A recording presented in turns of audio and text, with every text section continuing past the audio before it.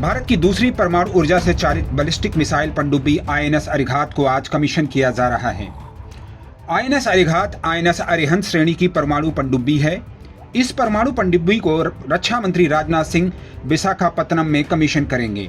यह पनडुब्बी 6000 टन की है, जो हिंद प्रशांत क्षेत्र में लंबी दूरी तक गश्त लगाने में सक्षम होगी। इस पनडुब्बी को 750 किलोमीटर तक मार करने वाली परमाणु मिसाइल K-15 से लैस किया गया है। इस परमाणु पनडुब्बी की मदद से पाकिस्तान की राजधानी इस्लामाबाद से लेकर चीन के यूनान प्रांत तक आसानी से निशाना बनाया जा सकेगा। भारत की परमाणु पनडुब्बी को देखकर चीन हरकत में आ गया है। चीन ने अपने 3 जासूसी जहाजों को हिंद महासागर में उतार दिया है।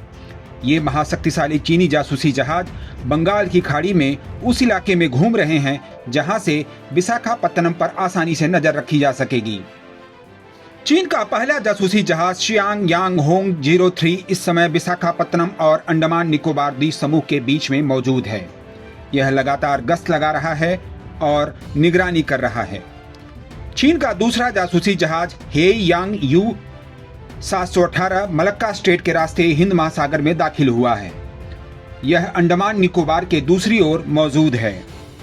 चीन का तीसरा जासूसी जहाज इस समय श्रीलंका के नीचे गश्त लगा रहा है। ये तीनों ही जहाज इस समय हिंद महासागर में भारत के करीब मौजूद हैं। चीन के ये तीनों जहाज अत्याधुनिक जासूसी उपकरणों से लैस हैं। ये मिसाइल से लेकर सबमरीन तक का पता लगाने में सक्षम हैं।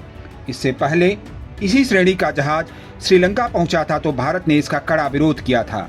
बाद में श्रीलंका ने इनके आने पर प्रतिबंध लगा दिया। विशेषज्ञों का कहना है कि चीन इन जासूसी जहाजों को भेजकर हिंद महासागर में अपनी पनडुब्बियों के लिए रास्ता तैयार कर रहा है। साथ ही हिंद महासागर के प्राकृतिक संसाधनों की खोज कर रहा है। चीन दक्षिण चीन सागर पर शिकंजा कस चुका है और अब उसकी नजर हिंद महासागर पर है।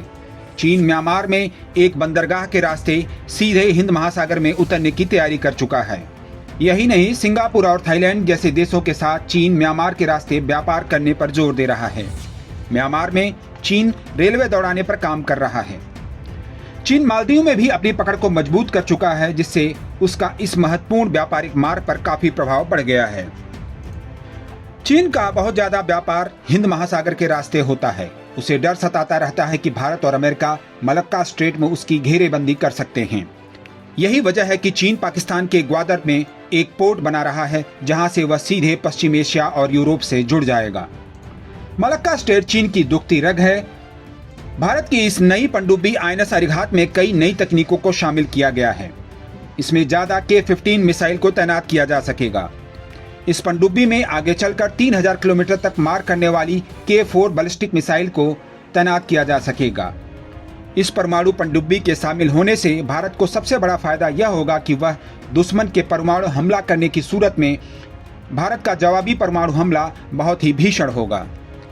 विशेषज्ञों का कहना है कि भारत की K-15 मिसाइल से चीन और पाकिस्तान दोनों के महत्वपूर्ण ठिकानों को तबाह किया जा सकता है। अगर अरब सागर से अरिहंत K-15 मिसाइल को दागती है तो कराची को आसानी से तबाह किया जा सकेगा। इसके अलावा ग्वादर, लाहौर जैसे शहरों को भी नष्ट किया जा सकता है। अगर यह पनडुब्बी पाकिस्तान के तट के पास जाकर के हमला करती है तो राजधानी इस्लामाबाद भी आग की लपटों में झुलस जाएगा। इसी तरह से अगर चीन के खिलाफ बंगाल की खाड़ी के उत्तरी इलाके से हमला किया जाता है तो तिब्बत और यूनान प्रांत को तबाह किया जा सकता है। नवभारत टाइम्स ऑनलाइन के लिए शैलेश शुक्ला की रिपोर्ट।